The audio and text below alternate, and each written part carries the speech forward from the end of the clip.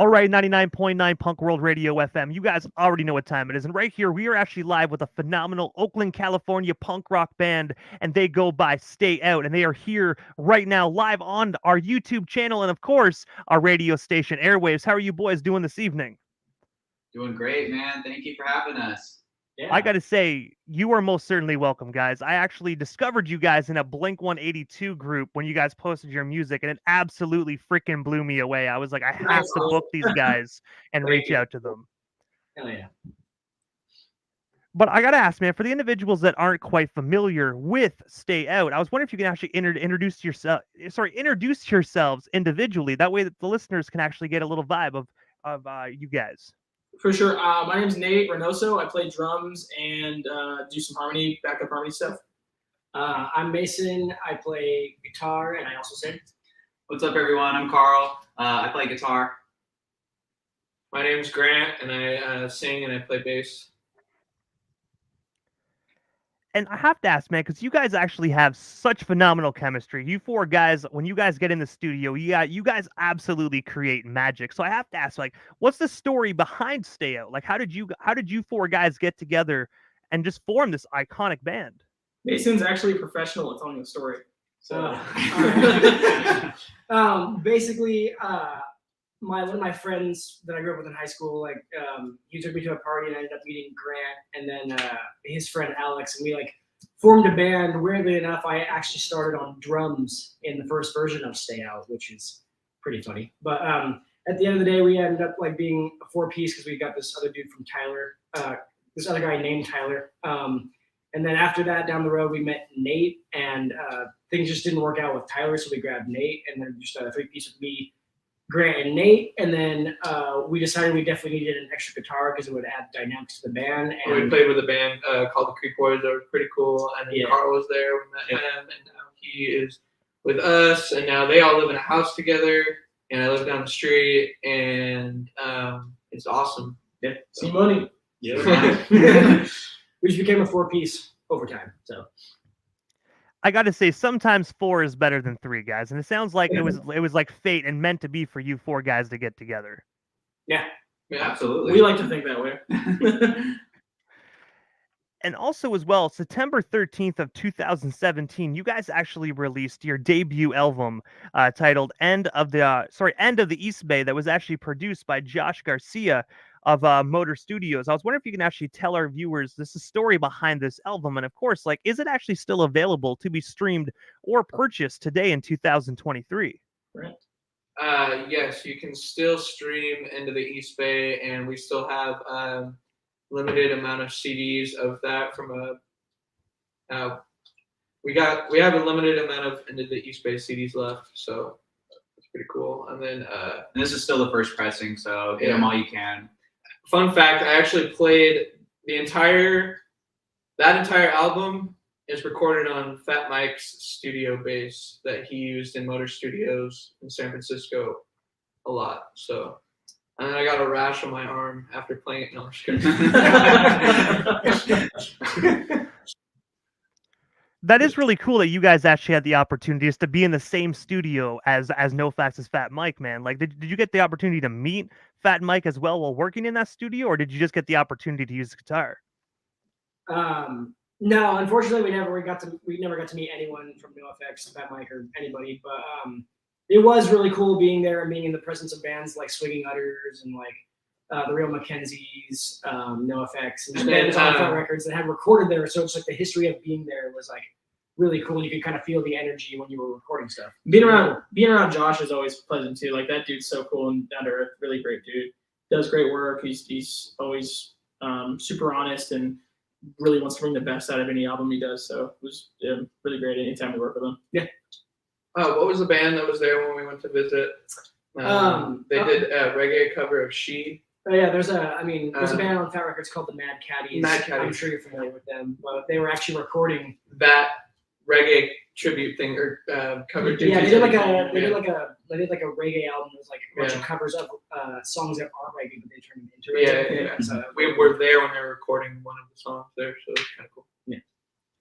And speaking of NoFX as well, because obviously I actually heard that they actually are doing their farewell tour, man. It's definitely sad to see such a phenomenal band actually go. I really wish there was some Canadian dates, but you guys are actually right in the mecca of it, man, because I think they're actually ending things right around your guys' area. Yeah, man. Yeah. It's been they've been a band for such a long time. It's kind of sad to see them go. You know, we grew up with like listening to NoFX, you know, and their songs are just timeless. And like, you know, they've been a huge inspiration for us. Obviously, they're Bay Area band, and I'll definitely be catching them live when they do come through to our area. Hopefully, they'll have some Canadian dates as well. They haven't said anything, but we'll see what happens. Hopefully, right? it's not really the end. Yeah. Right. Hopefully, it's weird to actually compare NoFX to Kiss, but I remember when Kiss actually announced their farewell tour. You know what I mean? They had like 10 of them. So hopefully that's the same for NoFX. Yeah, I actually went to that show. It was like the farewell tour for Kiss, but then like Motley Crue played too. It was interesting. My dad took me, who was like into that music. Yeah, it was interesting to see them. And before we move off the topic of this phenomenal debut album, because obviously, you know, it was actually produced by Josh Garcia, I was wondering if you can actually tell us a bit more about working with Josh. And of course, like, what was it like just having someone like him produce your guys' debut project? What do you think, Grant? I think Josh is a great guy, and his recording sounds great. We have gone a slightly different direction recording-wise now, but he does a phenomenal job at what he does, and I think the album is great how it is. So Yeah. Just for like when we went to go record that with Josh for our debut album, for me that was my first time ever stepping foot like in recording in a studio, and him being someone to like guide us through the process was like amazing at it. I like give him the most props for like being the best or one of the best engineers I've ever encountered, you know, behind the mixer and stuff. But yeah, he was great at what he does, and I, you know, wish him the best in what he is doing now. So he definitely has an ear for like what sounds good. So it's really cool just to see him like work on finding the right tones and right sounds on things, and just even with tracking drums, watching his techniques and kind of having him talk to me and guide me through what he's doing exactly, so that I know and I have the ease of like, oh, this is gonna sound good because he's telling me kind of everything he's doing. And he just like doesn't come off as like I know everything kind of guy. He's really chill, really down to earth. And we love Josh. He's a great guy. Yeah. And also as well, you guys actually played a benefit concert by the name of Taking Back the Bay, where it actually raised awareness for and money for gun violence awareness. I was wondering if you can actually tell us a bit more about this phenomenal organization that you guys actually did the benefit for. And of course, what was it like just being out there and just being a part of this? That was a great night. It was a 3-night thing, and we definitely want to do more in the future. We raised money for the cause, and you know, it was a really great night for everybody involved. Actually, that night after the last night of the festival, we had gone to get food at a taco truck in Oakland, and there was a shooting like right next to us. So it just shows how important it really is to spread awareness about these type of things. So. Yeah, I mean, it was at like one of our home spots where we first started playing in Roman Street. So just to have us get involved in that and have them think of us and put it all together and for a good cause was really, really great. Especially for all the things that club has stood for in the past, just uniting people and getting stuff out there that's making an impact. It was great. I think actually it was one of my very first shows I played with the band. I think I may have joined the band like a couple of months before that, so it was really cool to kind of get into the band and do something like that I believed in and I thought was important.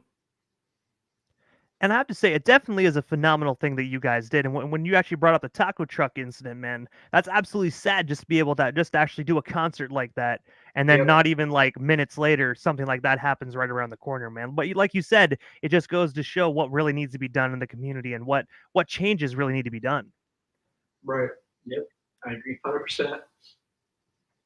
And also as well, you guys actually had a television appearance on B-Sides on Air on a television show on KBCW Cable 12 out there in San Francisco, California, where you guys actually played your single, Mad at the World. I was wondering if you can actually tell us a bit more about this television appearance. And of course, what was it like just performing your music for a television audience? Well, that was definitely a long time ago, and that was definitely an interesting experience because I think we played a show at this motorcycle club's like hangout spot in Oakland, and we played it with our homie. His name was Esteban, but he ended up like working for this TV company that was like I think he worked for B-Sides on Air, and so he was like trying to get us on there. But what happened was it was like a pre-recording of us playing everything. It wasn't live, but like when it went on air, I guess that that aired at like 3 a.m. It was actually our time. So it was 1 a.m. Or 1 and a.m. I was at the bar when it played, and then somebody tapped me on the shoulder like, "You're on TV." I forgot about that. yeah, but no, it was a really cool experience. And being able to have our music be on TV was awesome, and especially a song like "Mad at the World," where we're mad at our president for being who the hell he was. So Right. It definitely sounded like when you actually mentioned how like it was 1 a.m. and you were in a bar, it definitely sounded like it was almost like a late night kind of show on like local television. Yeah. It's almost like For the cool guys. Yeah. it was like a Saturday night after like a certain time kind of thing. Kind of After you have your team. like Creature Features is out here. They do that kind of same vibe thing back in the day. So.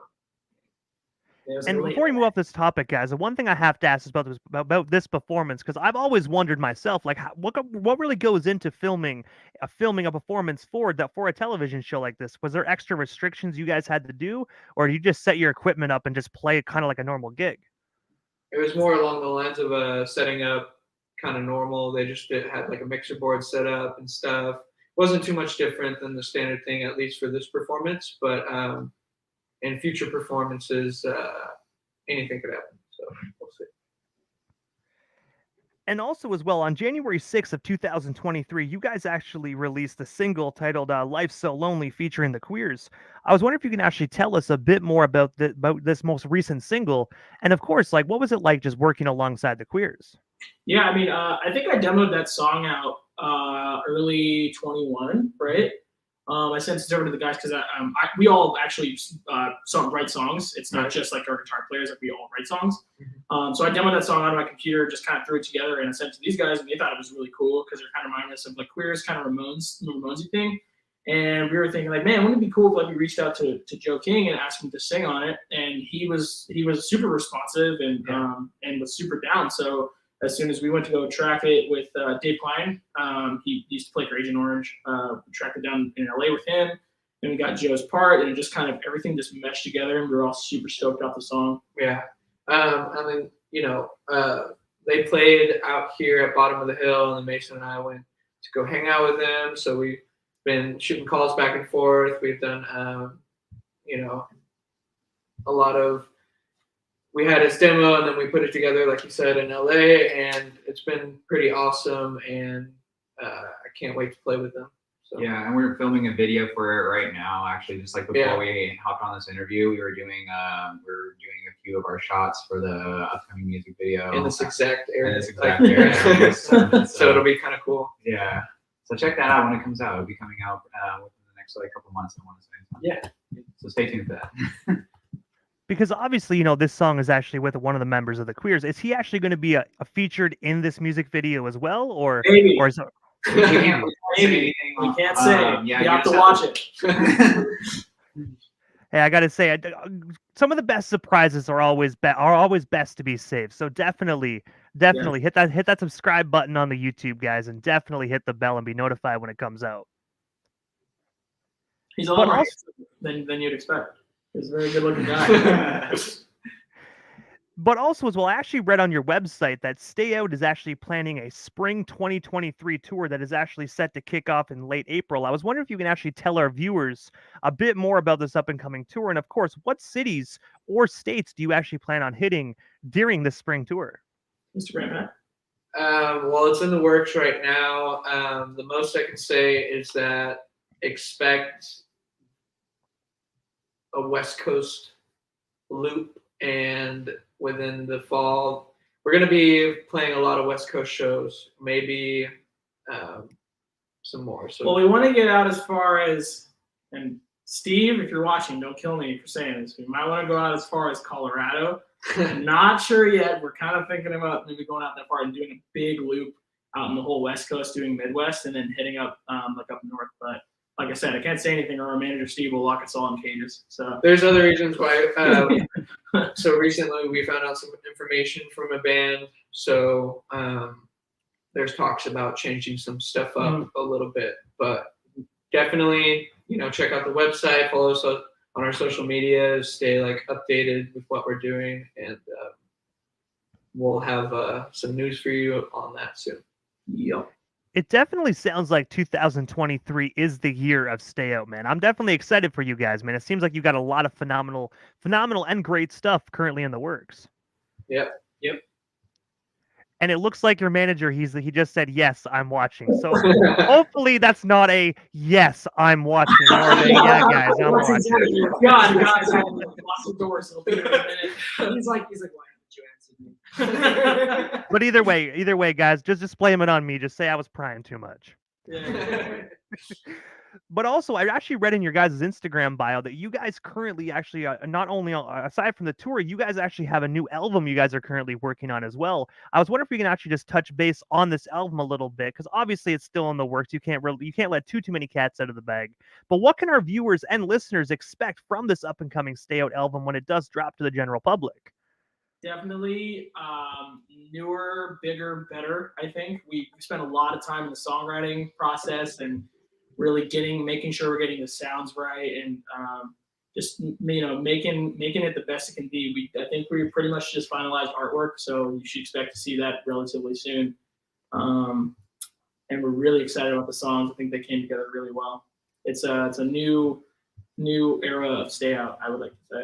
Right, absolutely. Like, I feel like we definitely stay true to ourselves. It has a lot of like ties to our early stuff, but also like pushing the bar and just kind of coming up with like new ways to improve our sound, right, and just kind of make everything bigger and better. As like Nate was saying, like a lot of these songs are going to be really, really fan favorites, and I'm really excited to put them out. Personally, I know we all are. We both put a lot of our emotions and time into these songs, and we're just so excited to share that with everyone. So yeah, like Nate said, we just finalized the artwork for it, and we have some singles coming out within the next few months, actually. So that's very exciting as well. And also, just going back to "Life's So Lonely," just for a quick moment, is that song actually one of your singles off the up and coming album, or is "Life's So Lonely" just a standalone single? "Life's So Lonely" is the first single off of the new album. Yep. So we have three. I got to say, you boys definitely chose the right song to actually release for a first single, man. Definitely, it's a great way to suck people in. Thank you. I agree. Just wait till you hear the rest of it. Yes. Yeah. But also, I have to ask, aside from, of course, the tour, the album, this amazing single you guys currently got circulating all around the radio, all across the world, what is next for you boys? Stay Out. Like, is there anything we happen to miss during this evening's interview? Anything else you guys still want to talk about or promote? Well, we still got you here live, not only on the radio station airwaves, but YouTube as well. I'm actually starting a rocket ship company. I'm just kidding. Yeah. I mean, just stay tuned. There's a lot of stuff that we got kind of brewing and we're really excited about. We've just been creating.